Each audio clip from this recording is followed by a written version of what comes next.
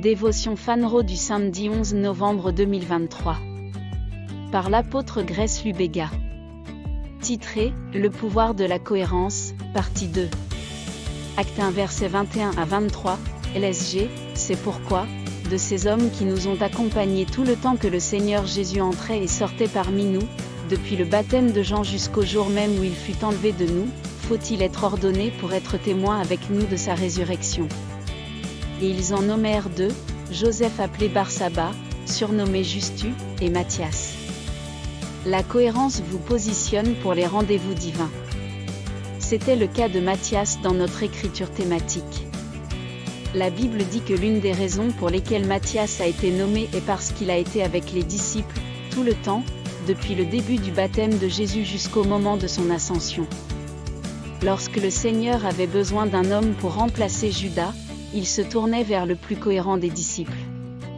Il n'aurait pas choisi quelqu'un qui était parfois disponible ou qui assistait aux réunions du Christ seulement lorsqu'il n'avait pas d'autres obligations pressantes. C'est pourquoi il est important d'être à la fois engagé et disponible dans votre service à Dieu. Si vous devez être utilisé par Dieu, maîtrisez l'art de la cohérence dans la façon dont vous gérez les responsabilités qui vous sont confiées. Dieu récompense la fidélité. La cohérence démontre la fidélité d'un homme dans les choses de l'esprit. Félicitez-le. Étude plus complémentaire, 1 Corinthiens 4, verset 2, Psaume 92 verset 13. Pépite d'or, Dieu récompense la fidélité. La cohérence démontre la fidélité d'un homme dans les choses de l'esprit. Prière, Père aimant, je te remercie pour cette parole. Merci pour l'appel divin sur ma vie et le cap que vous m'avez fixé. Je désire vivre pour toi et te servir.